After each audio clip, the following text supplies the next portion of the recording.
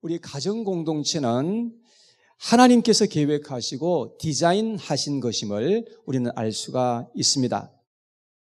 하나님께서 우리의 가정을 주신 목적은 여러 가지가 있는데요. 그 중에 한 가지는 하나님께서 우리에게 행복을 주시기 위하여서입니다. 그런데 하나님께서 우리에게 행복하기를 원하셨는데 우리의 가정이 참으로 정말로 행복한 그런 가정들이 많지가 않다는 것을 보게 됩니다. 우리의 가정은 한순간에 지옥 같은 그러한 곳으로 변하여 버리는 그러한 가정들도 많이 있는 것을 보게 되는 것입니다. 여러분, 어떤 그 가출한 소녀가 있었는데요. 경찰이 물었습니다. 왜 집으로 들어가지 않느냐 하고 그렇게 물으니까 하는 말이 집이 지옥 같아서요 라고 그렇게 말했다는 것입니다. 여러분, 지금 여러분들의 가정은 어떠하신지요? 하나님께서 우리에게 가정을 주신 것, 우리의 가족을 주신 것이 정말로 진정 감사하신지요? 그리고 가정을 통해서 정말 하나님께서 주시는 기쁨이 있고 안식이 있는 그러한 우리의 가정이신지 한번 돌아볼 수 있게 되기를 바랍니다. 아니면 어쩔 수 없이 그냥 살아가는 그러한 삶인 것입니까? 여러분, 자녀들이 있어서 헤어지고 싶어도 헤어질 수 없고 또 삶을 계속해서 살아가야 하는 것 때문에 우리가 계속해서 그냥 살 수밖에 없는 그러한 상태에서 그냥 살아가고 있는 것인지 우리의 가정을 한번 돌아볼 수 있는 그런 시간이 되었으면 좋겠습니다. 잠언서 21장 9절 말씀에 한번 앞에 보고 읽어볼까요? 시작. 다투는 여인과 함께 큰 집에서 사는 것보다 움막에서 사는 것이 나으니라. 혹시 이런 심정으로 살아가시지는 않는지요? 얼마 전에 지금 최근에 있었던 일이라고 합니다. 달라스에서 어떤 한인 한 남성이 자기 아내를 권총으로 쏴서 죽이고 자기도 권총으로 쏴서 죽은 그러한 사건이 발생한 것입니다. 우리의 주변에 이러한 일들이 일어나고 있다는 것을 우리가 보게 됩니다. 여러분, 마땅히 행복해야 할 우리의 가정이 왜 이렇게 파괴되고 지옥 같은 곳으로 변하게 되는 것일까요? 여러분, 그 이유는 다른 데 있는 것이 아니라 바로 죄 때문에 그렇다는 것을 알아야 하는 것입니다. 우리가 죄의 소욕으로 계속해서 행하고 죄를 따라서 살기 때문에 이런 그런 결과가 일어나게 된다는 사실을 우리는 생각해야 하는 것입니다. 그런데 죄가 가정에 들어오기 전에 처음에 하나님께서 디자인하신 그런 그 가정의 모습은 어떤 모습이었을까요? 성경에 보면 하나님께서 먼저 남자를 만드시고 창조하셨습니다. 그리고 그의 이름을 아담이라고 불렀는데 아담이라는 이름의 뜻은 붉다는 뜻입니다. 흙이 붉은 색깔이니까 흙에서 만들었다는 의미에서 아담이라고 그렇게 불렀던 것이죠. 그런데 하나님께서 아담이 혼자서 살아가는 모습을 보니까 좋지 않게 보였어요. 굉장히 참 조화가 이루어지지 않는 그러한 삶이었던 것입니다. 그래서 아담을 깊이 잠들게 하셨습니다. 깊이 잠들게 하셨다는 것은 죽이셨다는 그런 의미인 것입니다. 아담을 죽이고 그의 몸에서 갈비뼈를 하나님께서 취하십니다. 그리고 거기에다가 흙을 채워서 그래서 사람을 만들고 여자라고 그렇게 불렀습니다. 여자라는 말은 히브리 말로 이차라는 그런 단어인데요. 이 단어의 뜻은 깨지기 쉬움, 연약함이라는 그런 뜻이 있습니다. 그래서 남자들도 물론 흙에서 만들었으니까 깨지기 쉬운 존재인데 남자들보다도 여자들이 훨씬 더 깨지기가 쉽고 연약한 존재다라고 하는 그런 의미인 것입니다. 하나님께서 여자를 만드시고 아담에게로 그 여자를 이제 이끌어 오셨습니다. 그랬더니 아담이 막 그냥 마음에 감동이 되어가지고 하와를 보면서 이는 내 뼈 중에 뼈요 살 중에 살이라고 그렇게 고백을 하였던 것입니다. 여러분, 다른 말이 필요가 없었던 것입니다. 그야말로 너무나 적합한 그런 말이었고 당신은 내 몸에서 났고 내 몸과 동일한 사람입니다 라는 그런 의미였습니다. 두 사람이 연합을 하고 그래서 한 몸을 이루었다고 성경은 그렇게 말씀을 합니다. 정말로 행복한 가정이었습니다. 서로가 벗었는데도 불구하고 부끄럽지 않았다고 했습니다.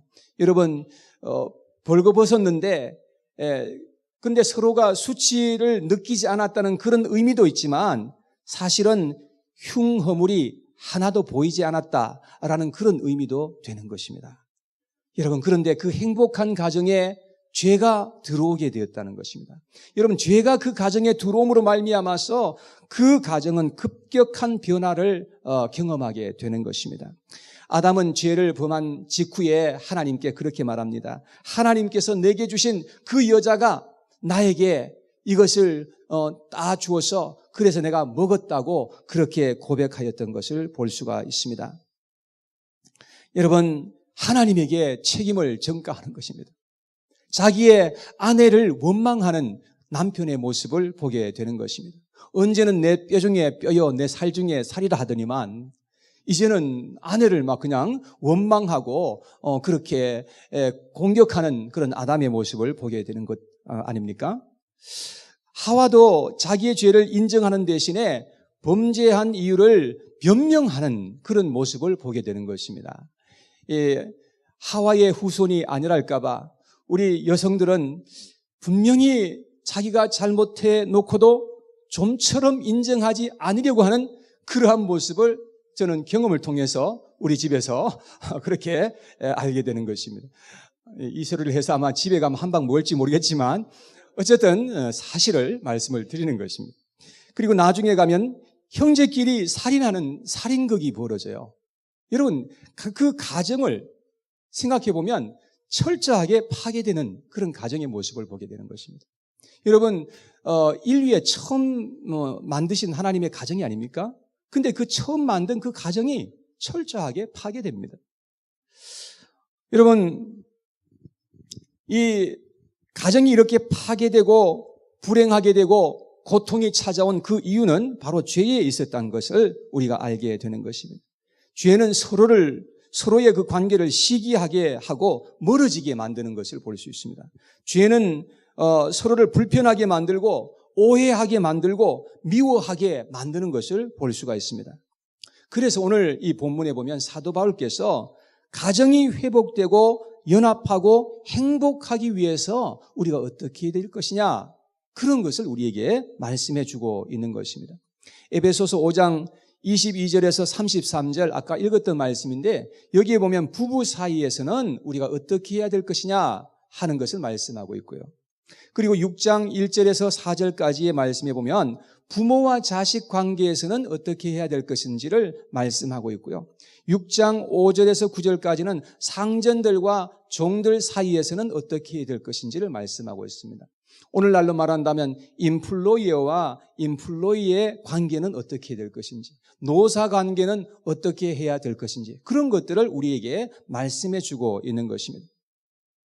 근데 이제 말씀을 읽어보면 공통적으로 권위 아래에 있는 사람들이 권위자들에게 해야 하는 것이 있는데 그것은 바로 순종과 복종이었습니다.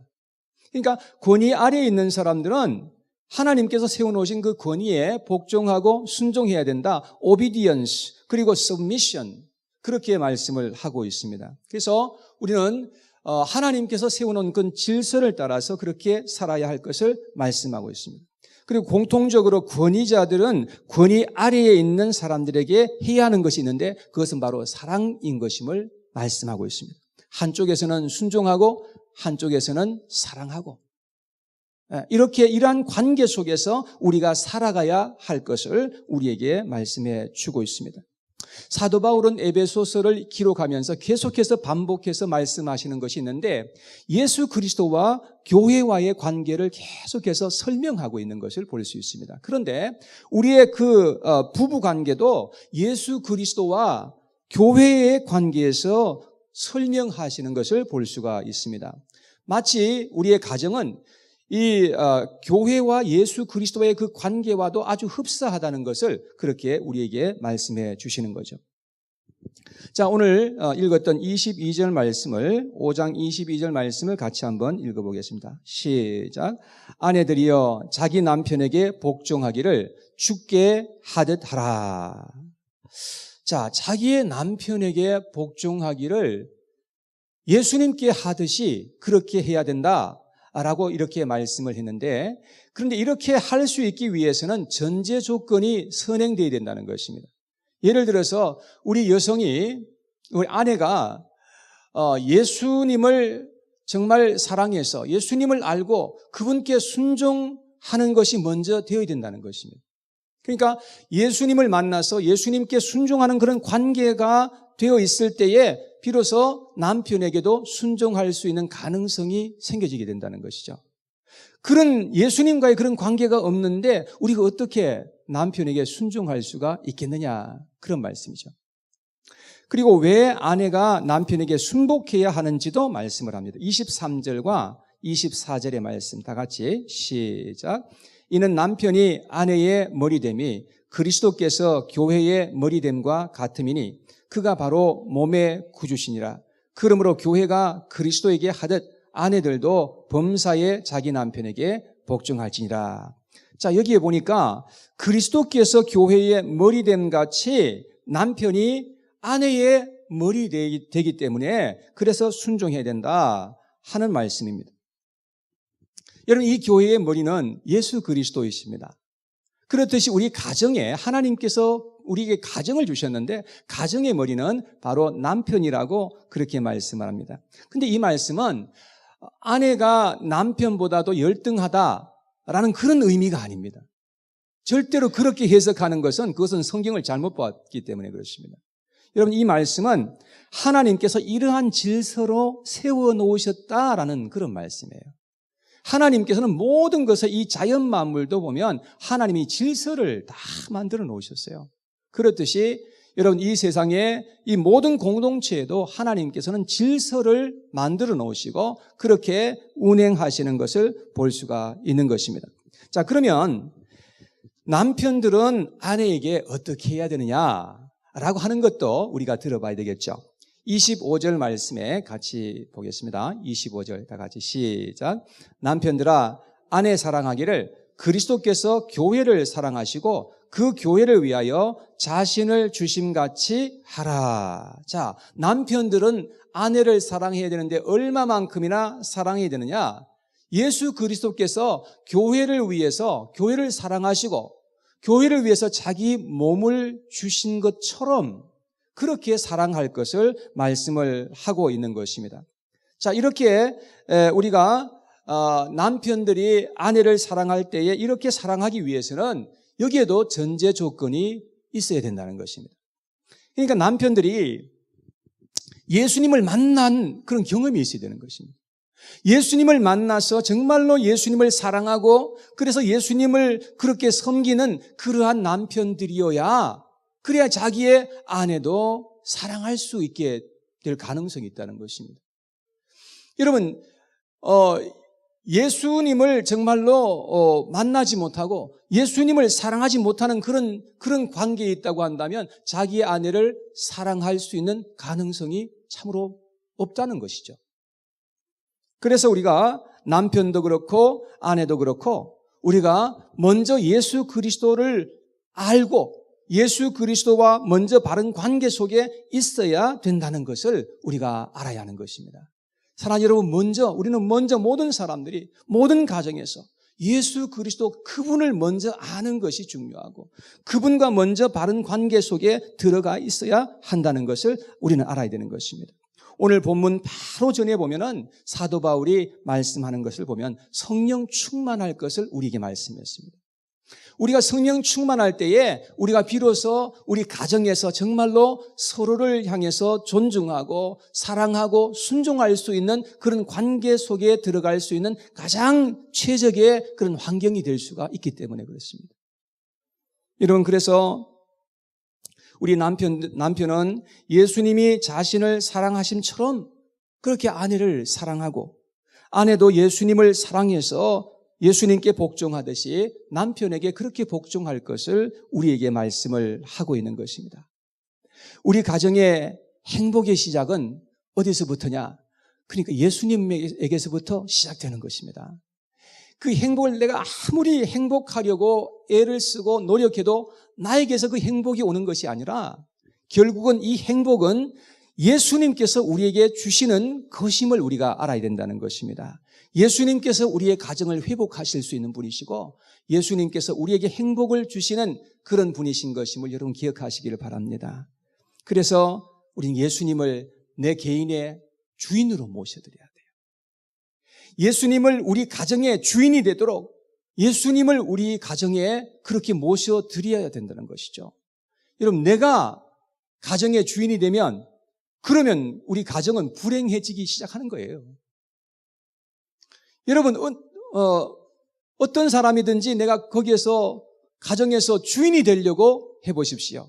그러면 그 순간부터 시작해서 어려움이 시작될 겁니다. 근데 그 우리의 가정에서 예수님이 주인 되고 예수님께서 높임을 받으시는 그러한 가정이 된다면 예수님 안에서 점점 더 그 가정은 행복한 가정으로 만들어져 가게 될 것입니다. 그리고 우리는 예수님 안에서 계속해서 자라가고 성숙해져야 합니다. 그래야 우리가 행복해질 수가 있다고 말씀을 하는 것입니다. 그런데 서로 잘났다고 싸우는 이유가 무엇인지 아십니까? 그것은 아직까지 성숙하지 못했기 때문이라는 그런 것입니다. 여러분, 어린 아이들의 특징은 잘 싸운다는 겁니다. 별것도 아닌데 하여튼 막 그냥 그거 가지고 뭐 피터지게 싸우는 거예요. 막 그냥.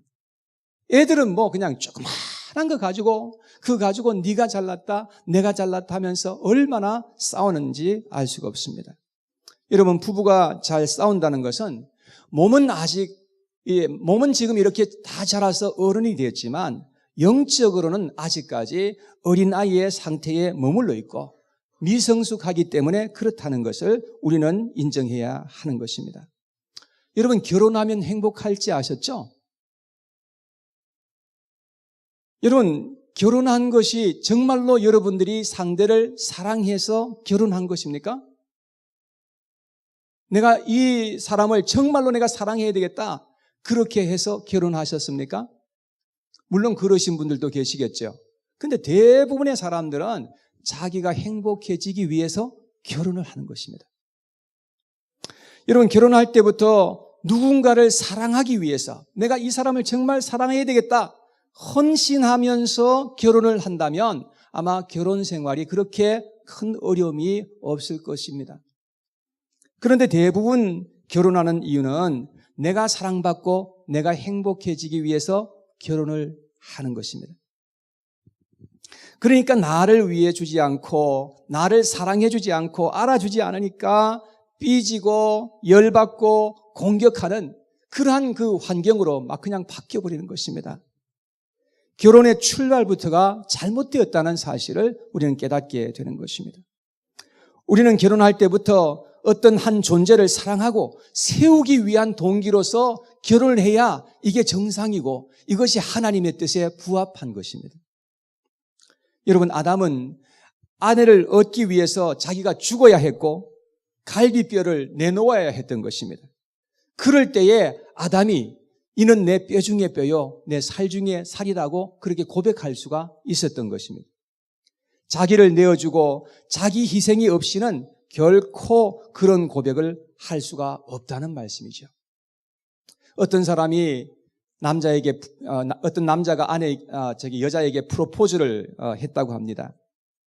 그러면서 말하기를 당신을 위해서 내가 죽기까지라도 할 테니까 나와 결혼을 해달라고 그렇게 프로포즈를 하니까 여자가 말하기를 나를 위해서 죽기까지 할 필요는 없다고 그렇지만 일평생도록 살면서 저녁 설거지만 해주면 좋겠다고 그랬답니다. 그랬더니 남자가 한참 생각하더니만 그거는 곤란하겠다고 그러더랍니다. 여러분, 사람들은 자기 자신이 희생하려고 하지 않는 것을 볼 수가 있습니다. 여러분, 우리가 영적으로 성숙하면 성숙할수록 상대방의 부족함을 끌어안을 수가 있고 내가 상대방을 위해서 희생하고자 하는 그런 마음을 가질 수가 있게 되는 것이죠. 그러나 내가 성숙하지 못할 때는 상대방의 약점과 부족함을 공격하고 탓하고 상대방을 고치려고 드는 것을 볼 수가 있습니다. 저도 좀 성격이 강직한 그런 면이 있어가지고 아내의 그 연약함을 보고 고치려고 얼마나 했는지 고치려고 하면 할수록 더 이상해지니까 이제는 이렇게 해서 고쳐지는 게 아니구나 라는 것을 뒤늦게야 알게 된 것입니다. 여러분, 상대방이 완벽할 것을 기대하는 것이에요.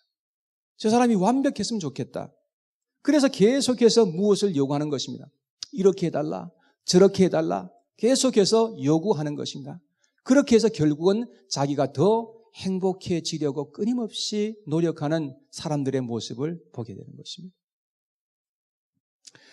우리의 관계는 하루아침에 완성되지 않는 것 같습니다. 그렇게 되면 얼마나 좋을까요?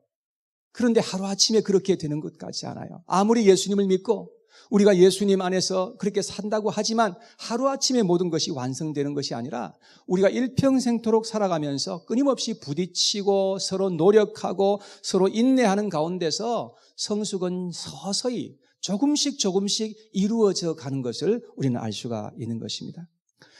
딘 말틴이라고 하는 사람은 질문을 하나 만들었는데, 당신은 바른 남자와 만났다고 생각합니까? 라는 질문을 만들어서 결혼한 여성들에게, 많은 여성들에게 이게 질문을 던져봤어요. 대답을 다 들어보니까 결과는 뭐냐면, 결혼한 후에 1년 된 여성들은 98%가 예라고 대답했다고 합니다. 예. 그런데 결혼 후에 2년 된 차에 살아가는 여성들은 56%만 예라고 대답했다고 하는 것입니다. 급격하게 이 만족도가 지금 1년 차 사이에 완전히 이게 막 떨어지는 것을 볼 수가 있죠. 자, 그런데 결혼 후에 20년 차 되는 사람들에게 물어봤더니 예라고 대답한 사람이 오직 6%밖에 안 된다는 것입니다. 세상에 이렇게 이 만족도가 떨어지는 것입니다. 그러니까 지금 현재 결혼해가지고 10년에서 한 20년 되신 분들은 지금 아주 위험한 상태에 지금 있는, 그런 지금 상태에 있는 분들이 대부분이라는 것입니다. 다 그렇지는 않지만, 여러분, 그래서 서로에게 권태를 느끼는 거예요. 서로에게 원망하는 마음이 그냥 가득하고, 저 인간에게 속았다. 그래가지고 후회하고, 그러시는 분들이 대부분이에요. 그래가지고 저 인간은 왜 귀신도 안 잡아가나, 그러면서 한탄하면서 그렇게 살아가는 사람들이 많이 있다는 것을 우리가 볼 수가 있는 것입니다. 자, 그런데 한번 들어보세요. 결혼 후에 30년이 된 여성들은요, 95%가 예라고 대답했다는 거예요. 여러분, 우리가 한 30년 정도 한 집에서 살면서 살아보니까 비로소 그때 가서야 저 사람의 가치가 어떤 것임을 그때서야 비로소 알 수 있게 되었다는 겁니다. 그때서야 비로소 저 사람 괜찮은 사람이네, 저 사람 참 좋은 점이 있네 라고 하는 것을 그때서야 비로소 보게 된다는 것입니다. 사랑하는 여러분, 그래서 우리는 절대로 성급하게 우리가 결정해서는 안 된다는 것을 알 수 있어요. 참고로 저희들은 지난 2월 달에 33주년 결혼 기념을 하였습니다.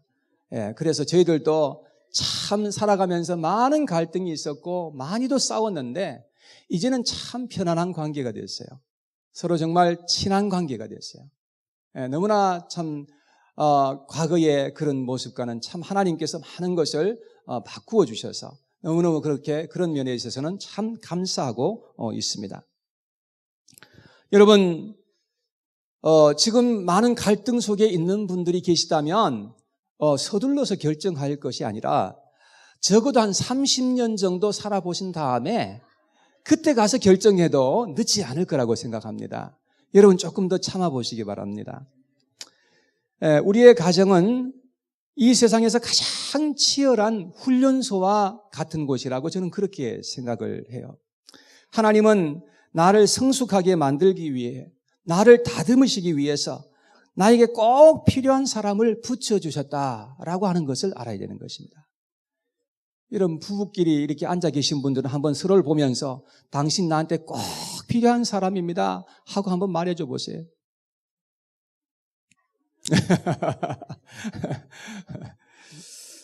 여러분, 믿으시기 바랍니다.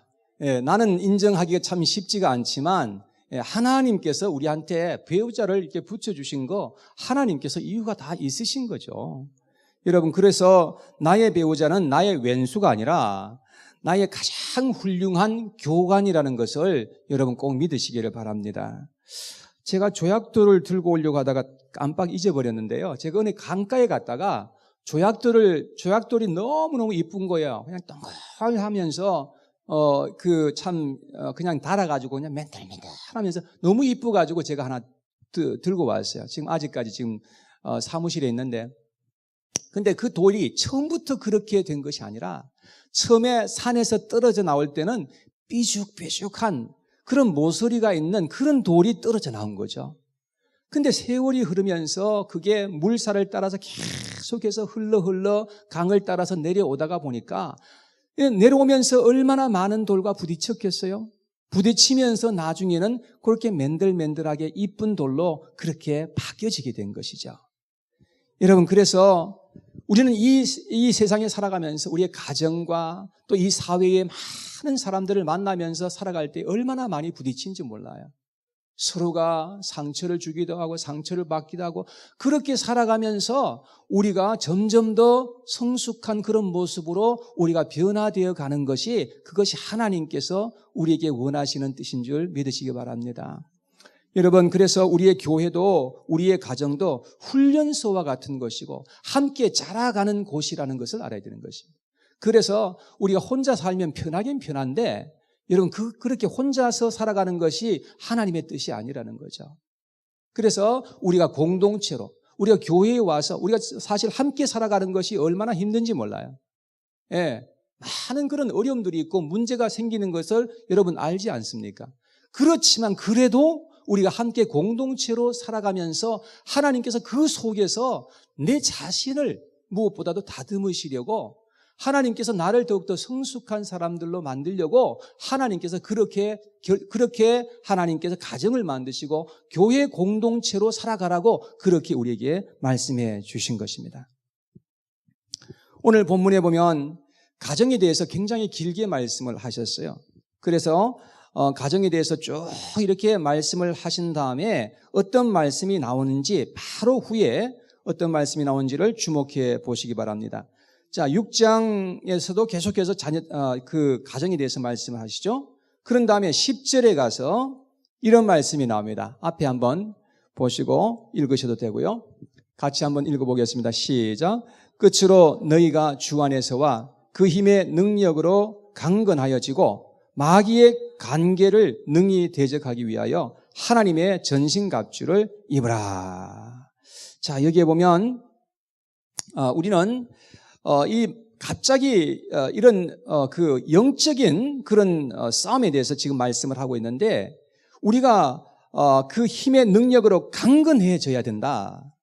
마귀의 관계를 능히 대적해야 된다. 그래서 하나님의 전신갑주를 입어야 된다. 이렇게 말씀을 하고 있습니다. 그런데 이것을 우리는 주 안에서 예수님 안에서 우리가 이렇게 해야 한다라고 하는 것을 말씀을 하고 있습니다.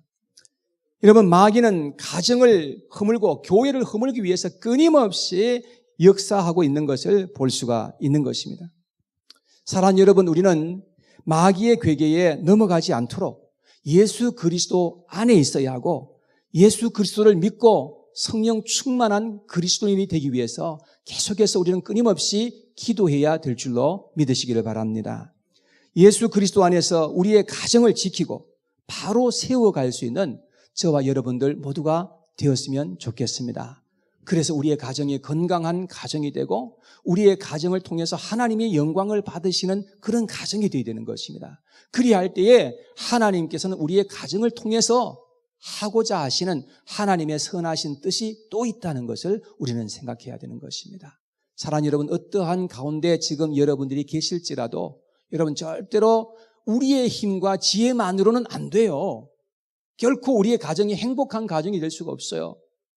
그래서 우리는 예수님 안에, 내가 예수님 안에 있어야 하고 예수님이 내 안에 거하실 때에 그리할 때 우리는 예수님 안에서 점점 더 우리는 성숙한 그런 모습으로 자라가게 되고 시간이 지나면서 하나님께서는 정말로 우리의 건강한 그런 가정을 우리에게 허락해 주시고 우리 가정을 통해서 행복을 느끼고 우리의 가정을 통해서 하나님의 영광을 드러내는 그런 가정들로 하나님께서 인도해 주실 줄 믿으시기를 축원합니다. 오늘 주신 말씀 생각하면서 같이 우리 기도하는 시간 가졌으면 좋겠습니다.